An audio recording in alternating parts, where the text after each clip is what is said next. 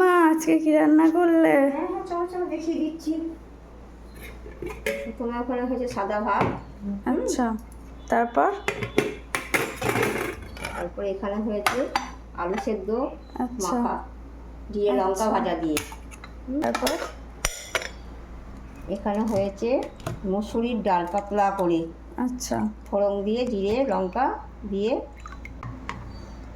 এখানে হয়েছে বেগুন ভাজা পটল ভাজা। আচ্ছা, তারপর?